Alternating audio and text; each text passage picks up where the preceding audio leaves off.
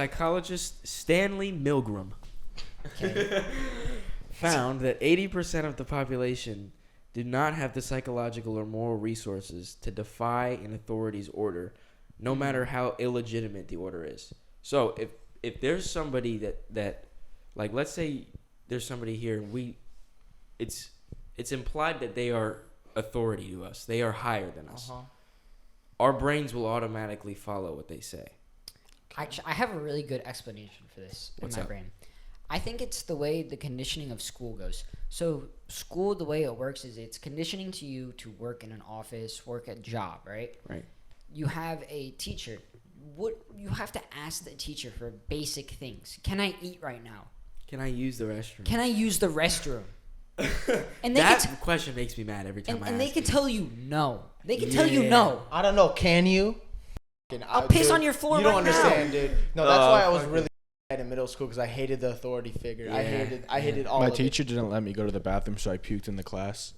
it. You That's puked? insane. Just Big dub. all over her back Big desk. dubs. Insane. Off her back Insane, desk. But- dude. Big let's dub. refocus really quickly. I mean, I understand for most general purposes, people are just going to be workers. That is what 98%, 99% of the population is going to be, give or take, right? But So it does make sense. But to condition everybody in the same way is almost like mind control. That's what Do they're you going for. like? Is school mind controlling children? I would say yes. School is mind controlling children in order to be slaves to an enforcement. I an wouldn't authority. call it. I wouldn't mind call it mind control. control. I would call I'll it just- indoctrination. Well, let's talk about mind That's a control. big word. Let's talk about what we think of mind control. Right? Okay. So mind control in my brain would be manipulating someone into a certain set of beliefs and a routine in order for them to believe a certain thing and work a certain way. I So- disagree. I believe that is influence. Okay, and exactly. So school, if you go into school 5 days a week for the majority of your day that you're awake, wouldn't you call that mind control? They are influencing you in order to be a worker by having an authority figure tell you exactly what to do, what you can and cannot do. I don't think mind control is something that we see here in the U.S. I think mind control is really only something seen in like North Korea, where people there They dead ass don't even control. know like stuff exists outside of North Korea. Like they are only North Korea. North Korea and their tasks of the day. That's it. That is mind control. It's like when you I log think that's an into Among Us. extreme of mind control. Yeah, I feel like there's different levels to it. Yeah. I agree. Okay, So I think you're thinking too Okay. extreme. I feel you. I think if you So really I look will at the agree that word- there's definitely levels. I think school to a degree Yeah, is mind control. I agree. Because it fills the definition. It's Right. definitely to a degree.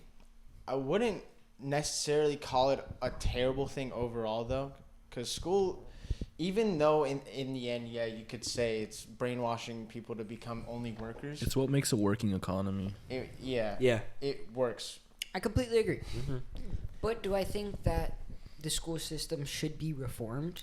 Yeah, In it a lot definitely of needs a ways? reform for sure. Yep. Absolutely. Yep. Needs to be remastered. Needs an Yes, update. it does though. But the issue is, with school, is what makes a country a good country. And in my opinion, that would be innovation. It would be competitiveness.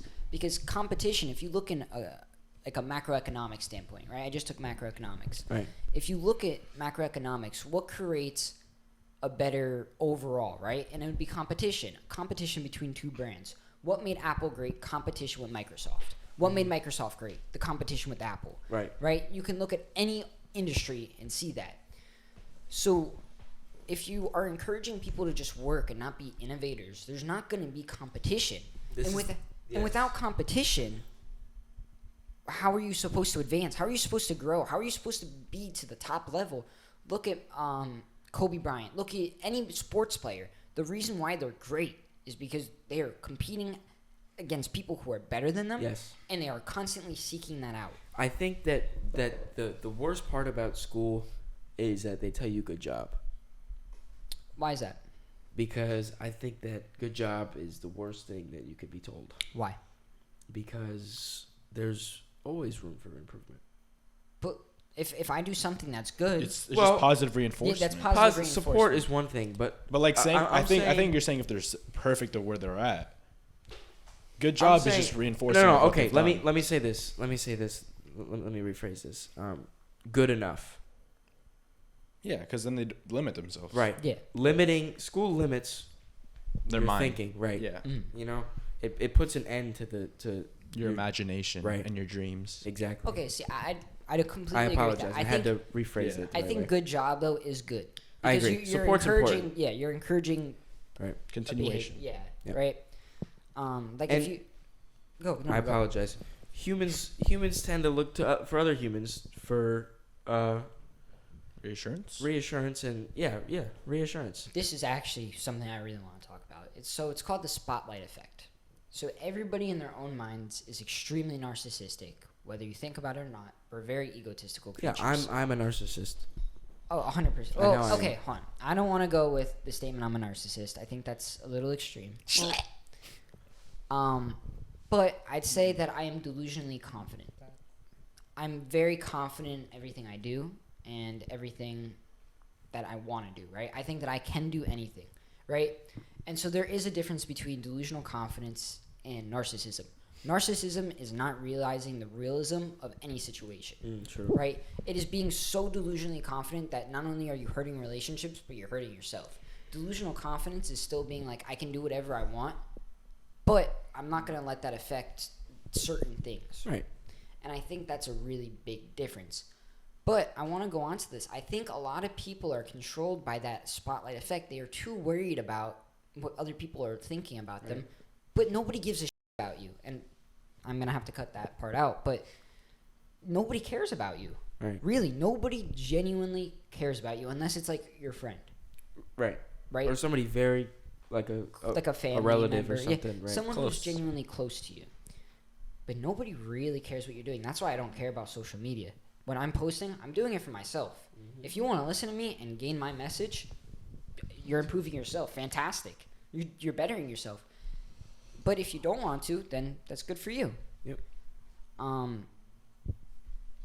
Gerby, can we focus, please? It's just gonna get picked up by the mic. That's the only reason.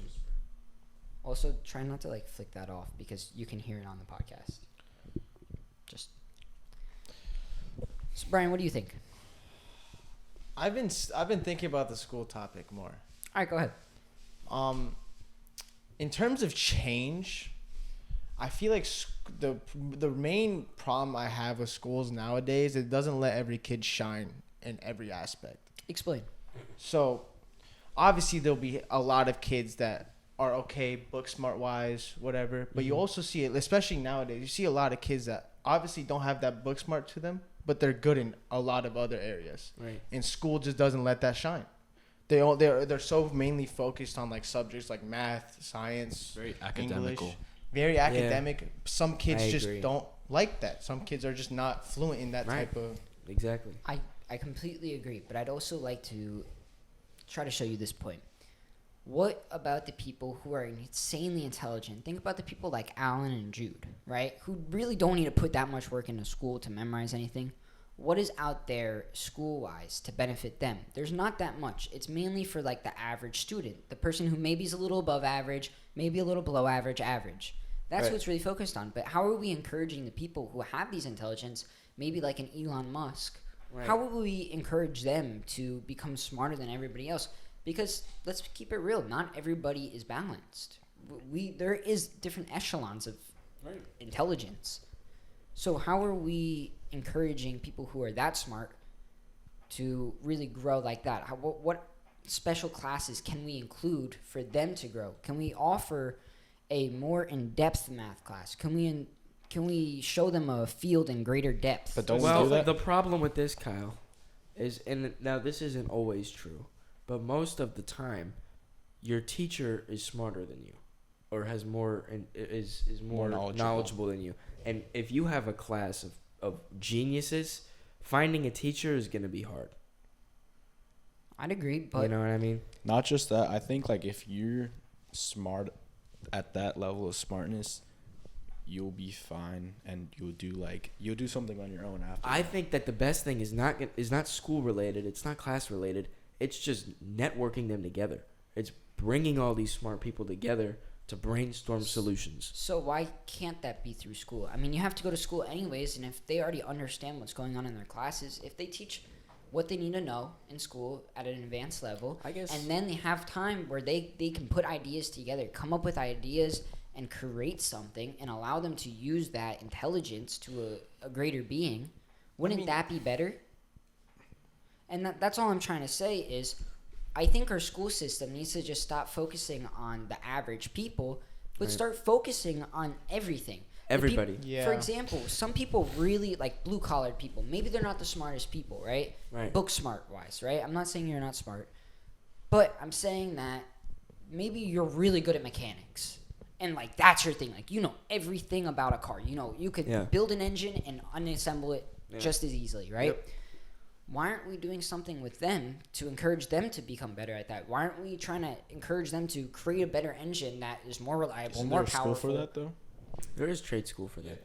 But why can't we teach that from a younger age? Why can't we encourage that thinking? Yeah, that should be something that should be available at a younger age. The thing is, it needs to be identified, which we would need to change the education system And to filter different interests and group them together and then send them to different facilities to get educated or something, or just send them to different places to get educated. And to play devil's advocate, because I don't want this to just be a yes circle, but how do you do that without trying to program them into a certain idea? Let's say maybe you're really interested in cars, but you don't know anything about it, and like even when you try to learn, like you can't learn anything. At what point do you tell them like this just isn't for you? Like at what point do you stop encouraging them to the point where like Some things don't have to be told, Kyle. Some things are learned.